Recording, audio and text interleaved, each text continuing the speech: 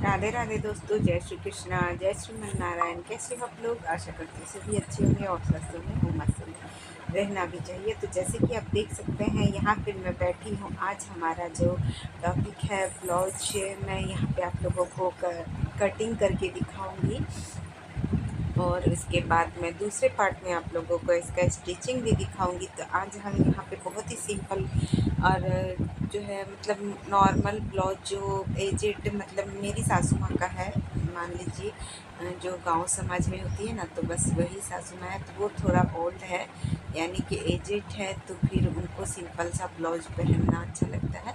तो बस सिंपल ही है यहाँ पे। तो यहाँ अब मैं इसको कट करके दिखाऊंगी। तो ये जो ब्लाउज है यही हमारा नाप है। तो इसी को नाप लेते हुए कट करके मैं आप लोगों को दिखाऊंगी। तो यहाँ पे फ्रेंड्स मैं बता दूँ आप लोगों को कि जो आप मतलब गांव समाज होता है ना, तो उस तरीके से भी चलना पड़ता है।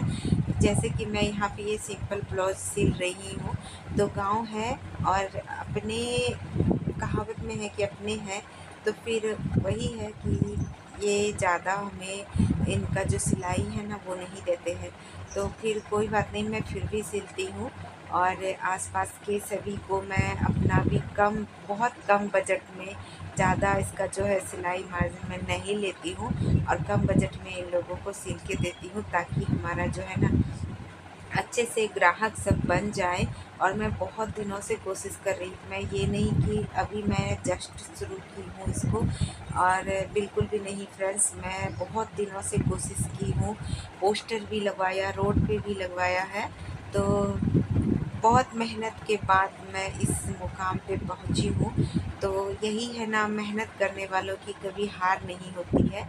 तो यहाँ पे जैसे कि आप देख सकते हैं कि मैं बहुत अपना काम वगैरह करके और जो है बाकी के बचे हुए टाइम में मैं अपना मेहनत कर रही हूँ। जैसे कि हमारा ये सिलाई है, सिलाई के बाद मैं, सभी लोग सोते हैं, आराम करते हैं, बट मैं नहीं करती इस तरीके। मैं छोटे मोटे काम लेती रहती हूँ सबसे, जो कोई भी छोटा बड़ा कुछ भी दे देता है तो मैं उनको कर देती हूँ, ताकि मेरा जो है थोड़ा सा ग्राहक बन जाए। तो जब 1 2 4 ग्राहक बन जाएंगे ना आसपास के सभी, तो वो इधर उधर नहीं जाते हैं, फिर वो आपके पास ही आएंगे। तो बस यही है फ्रेंड्स, मैं यही बोलना चाहती हूँ कि सभी हाउसवाइफ जिनके पास भी सिलाई वगैरह का काम है, और तो वो इस तरीके से पहले जब शुरुआत करें ना, तो कम से ही शुरुआत करें। जो कोई जितना मतलब आपको सिलाई का पैसा दे रहा है, तो उसको आप रख लें और पहले अपने ग्राहक को बनाएं। तो उसके बाद फिर खुद ब खुद, पहले जो कहते हैं ना कि पहले जमाओ फिर कमाओ, तो वही बात है। मैं यहाँ पे पहले जमा रही हूँ, उसके बाद देखा जाएगा किस्मत कहाँ ले जाती है। और जितना भगवान ने हमें लिख के दिया है, मेरे नसीब में, मेरे किस्मत में उतना ही हमें मिलेगा। तो बस मैं तो बस जो है भगवान के भरोसे ही हूँ, और भगवान पे पूरा भरोसा है। जो भी लिखे होंगे भगवान मेरे लिए बहुत अच्छा ही लिखे होंगे। तो यहाँ पे मैं इस तरीके से सिंपल ब्लाउज़ का नाप लेती हूँ और लेके यहाँ पे इसको सिल रही हूँ, मतलब अभी कटिंग करूँगी। और आप लोगों को सोचा कि मैं आज आप लोगों को मैं दिखा दूँ कि मैं किस तरीके से इसका सिलाई लगाती हूँ। तो यहाँ पे जैसे कि आपने देखा कि मैं पहले पुराने वाले मतलब जो ब्लाउज़ का नाप है, उस नाप से मैं पूरा नाप ले ली थी। उसके बाद यहाँ पे मैं उसको सिल रही हूँ। जैसे में इसका चेस्ट है हमारा 9.5 इंच पे है, तो यहाँ पे मैं 9.5 इंच पे लगाती हूँ। एक जो है मतलब जो निशान होते हैं वो लगाती हूँ। उसके बाद इसका जो शोल्डर है वो 5 पे है, और जो ये हमारा आर्म होल है वो 6 पे है। और इसके बाद मैं इस तरीके से आर्म होल में गोलाई लगा देती हूँ। सिंपल ब्लाउज में ज़्यादा कुछ नहीं करना पड़ता है फ्रेंड्स। तो शोल्डर पे जब मैं यहाँ पे इस तरीके से निशान लगा के बस छोड़ दी हूँ, ये बैक पार्ट का है। 2 इंच पहले मैं यहाँ पे इसको तुरपाई के लिए छोड़ दी थी। लोग अलग से भी सिलते हैं, आप अलग से भी उसको सिल सकते हैं, लेकिन मैं साथ साथ ही निकाल देती हूँ। और जो हमारा गला है ना फ्रेंड्स, वो 2 इंच पे हमारा लगा हुआ है। अलग गले का लंबाई 8 इंच है, उसके बाद यहाँ पे मैं शोल्डर के साइड मतलब कंधे पे मैं उसको थोड़ा सा डाउन कर दी हूँ 1/2 इंच, ताकि ये फिटिंग बहुत ही अच्छा से आए। और बस इसका गले का कटिंग कर लेती हूँ। इसमें कुछ भी नहीं है फ्रेंड्स, इसीलिए मैं बोलती हूँ। और जानते हैं फ्रेंड्स, सबसे अच्छी बात है और सबसे बड़ी बात है कि मैंने कभी सिलाई सीखा ही नहीं है। मैं सिलाई नहीं जानती थी, और मैं जैसे मतलब मैके के टाइम पे थोड़ा बहुत जब पढ़ाई करती थी तो उस टाइम तो मैं सिलाई नहीं ही सीख पाई, लेकिन मुझे दिलचस्पी बचपन से ही है सिलाई बिनाई। ये चीज़ मुझे बहुत अच्छा लगता है करना। मुझे पढ़ने से भी ज़्यादा सिलाई कढ़ाई में मन लगता था, लेकिन अब जाके समझ में आता है कि नहीं, पढ़ना बहुत ज़रूरी होता है। तो बट कोई नहीं, अगर नहीं भी पढ़े हैं तो ऐसा नहीं है कि पढ़े लिखे आदमी ही कुछ कर सकती है, पढ़ी लिखी औरत ही कुछ कर सकती है, ऐसा कुछ नहीं है। कोई भी कुछ भी कर सकता है फ्रेंड्स। घर बैठे आप 2 पैसा कमा के अपना घर परिवार बच्चे सब कुछ चला सकती हैं। तो जैसे में मैं बताई कि मैं सिलाई नहीं जानती थी, बहुत मेहनत करने के बाद सिलते सिलते काटते काटते मैं बहुत मुश्किल से, और जब जो मैं ससुराल आई ना, मैं क्या ही बताऊँ, मेरा तो जी लड़खड़ा जाता है, मैं बोल भी नहीं पाती हूँ।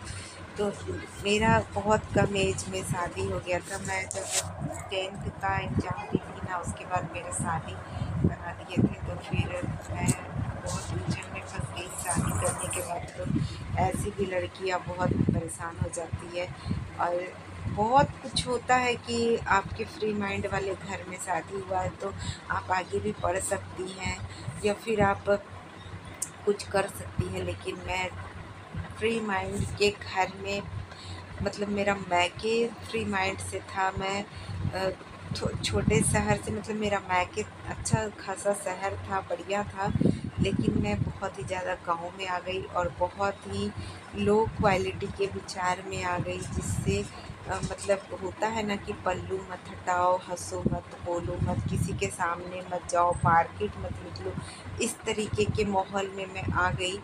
और मैं क्या ही बताऊँ, मेरा बहुत कुछ करने का मन था, लेकिन मैं कुछ भी नहीं कर पाई। इतना बेकार वाला माहौल में मैं आई थी। मेरे मतलब कुछ करने का तो दूर, हँसना बोलना भी उतना मुमकिन नहीं था मेरे पास। मैं बहुत परेशान रहती थी। ज़िंदगी जैसा लगता था कि बेकार ही हो गया है, लेकिन फिर भी मैं हिम्मत नहीं हारी फ्रेंड्स। मैं चुपके से चुरा के काम करती रहती थी, मतलब मैं दूसरे का नहीं करती। जब मैं सिल ही नहीं पाती थी, मुझे आता ही नहीं था, तो मैं किसी का सामान क्यों ख़राब करूँ लेके। लेकिन मैं अपना संघर्ष हमेशा जारी रखती थी, क्योंकि मुझे अच्छा लगता था, मेरा शौक़ था, मेरा सपना था कि मैं सिलाई करूँ। मुझे अच्छा लगता है, मेरे पास बहुत सारा मशीन हो, मैं हर तरीके का सिलाई करूँ, अपने पैसे कमाऊँ, बहुत बहुत सारा सपना था। तो मैं हमेशा ना बेकार सब कपड़े काटती रहती थी, पेपर काटती थी। उस टाइम मेरे पास मोबाइल भी नहीं था जो मैं अपने मोबाइल से देख के सिल लेती, और मोबाइल नहीं था तो मैं क्या ही करती, मतलब उतना चलन था ही नहीं, उतना मोबाइल का प्रचार नहीं था। उसके बाद बहुत सारा समस्या था, नेट इतना सस्ता नहीं था, मोबाइल इतना सस्ता नहीं था, किसी के पास उस टाइम बहुत ज़्यादा सबके पास मोबाइल नहीं रहता था, छोटा मोबाइल रहता था जिससे हम लोग काम चलाते थे, बस ऐसा ही था। बहुत बेकार वाला ज़िंदगी। तो मैं ना थोड़ा मोड़ा इधर उधर से किसी को देख देख के कट करने के लिए सीखी। फिर मैं मतलब हमेशा सबको पूछती रहती थी कि आपको सिलाई आती है, तो अगर मैं देखती थी ना कि इनको आता है, ये सिलती हैं, तो मैं उनसे पूछ पूछ के मतलब मैं थोड़ा सा पूछ लेती कि आप मुझे इतना सा बता दो, मैं कर लूँगी, फिर मैं इतना सा बता दो। तो ऐसे करके मैं अपनी सिलाई को कंप्लीट की हूँ। मतलब बहुत ज़्यादा कंप्लीट, मैं ये नहीं बोलूँगी कि मैं पूरा सिलाई जानती हूँ, बस काम के जैसा मैं जैसे ब्लाउज कट कर लेती हूँ, पेटीकोट और जो भी है सूट वगैरह सब ये कट करके मैं यहाँ तक पहुँच चुकी हूँ। तो फ्रेंड्स, अब मैं क्या ही बताऊँ, तो मैं यहाँ तक पहुँची और उसको सिल के जो भी है मैं धीरे धीरे सिलते सिलते मैं अपना सिली, अपने घर वालों का सिली, मतलब अपनी जेठानी ऐसे ही करके अपनी मम्मी का सिल लेती थी, कपड़े मांग के इधर उधर छोटे मोटे पुराने कपड़े सब ले लेके मैं कट करती रहती थी। चुपके से एक कैंची खरीद ली और टेप वगैरह खरीद के तो मैं ऐसे ही इस मुकाम तक पहुंची हूँ फ्रेंड्स। और मैं अभी बहुत ही अच्छा सा ब्लाउज़ सूट जो भी है उसको मैं सिल लेती हूँ। तो मैं अपना संघर्ष आप लोगों के साथ शेयर की हूँ फ्रेंड्स। मैं यही बोलती हूँ कि कोई भी अपने आप को हार मत मानने दें। कोई भी जो है, कोई भी हाउसवाइफ है, अगर आपको नहीं आता है फिर भी आप अपने विश्वास को और अपने मन को कायम रखेंगे ना कि मुझे करना है, अपने आप पे डिपेंड रहेंगे, मुझे करना है, तो फिर आप कर सकती हैं, आप सब कुछ कर सकती हैं। जैसे मैं कर ली हूँ वैसे आप भी कर सकती हैं। तो बस इतना है कि अब देखिए कि आप बोलिएगा कि आपके घर वालों को नहीं पसंद था फिर भी कर रहे हैं। हाँ, चुपके से करती थी, फिर मैं धीरे-धीरे सबको इग्नोर करती गई क्योंकि मैं जानती थी कि मैं गलत नहीं कर रही हूँ, मैं सही कर रही थी। तो इसलिए मुझे धीरे-धीरे थोड़ा जो है ना स्ट्रॉन्ग बनना पड़ा। तो बस मैं यही बोलूँगी कि कोई भी मैं गलत काम तो कर नहीं रही हूँ कि मैं किसी के पीछे भागूँ। बहुत दिनों तक मैं सबको सोचती रही कि बुरा लगेगा, नहीं करूँगी, बुरा लगेगा। बट क्या होता है उससे, अगर मैं कुछ बुरा करूँ तभी तो मैं थोड़ा-सा गिल्टी फ़ील करती हूँ या मुझे भी बुरा लगेगा कि मैंने बुरा किया तो मेरी फैमिली को बुरा लगा। मैं गलत नहीं कर रही हूँ तो मुझे क्यों टेंशन होगा। तो बस मैं इसी तरीके से अब आगे बढ़ चुकी हूँ फ्रेंड्स। मैं भी थोड़ा-सा सबको इग्नोर करने के लिए सीख ली हूँ क्योंकि मुझे कोई काम नहीं देने वाला है। अपना हुनर, अपना जो काम है बस वही हमको काम देगा। तो बस मैं धीरे-धीरे स्ट्रॉन्ग बनती गई और इसको मैं आगे अपना बढ़ाती गई। तो सबको हर चीज़ से प्रॉब्लम होता है, चाहे आपके पति हो, चाहे आपकी फैमिली हो, आपका घर हो, परिवार। तो आपके फैमिली में, हमारे फैमिली में जिस किसी को भी आपको आपके अच्छाई वाले काम से प्रॉब्लम हो तो उनको थोड़ा इग्नोर मार दें और आगे बढ़ते जाएँ।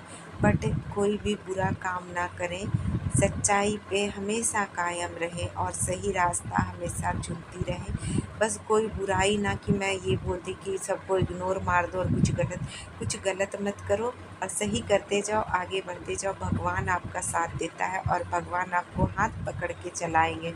तो बस फ्रेंड्स मेरे साथ भी वही हुआ है। तो यहाँ तक तो मेरा ये जर्नी रहा। मैं यहाँ पे आपको कटिंग करके दिखा दी हूँ, अब मैं आपको स्टिचिंग करके दिखाऊँगी बस दूसरे वीडियो में। तब तक के लिए आप लोग इस वीडियो को देखिए और ढेर सारा प्यार दीजिए, लाइक शेयर कमेंट करना नहीं भूलिएगा।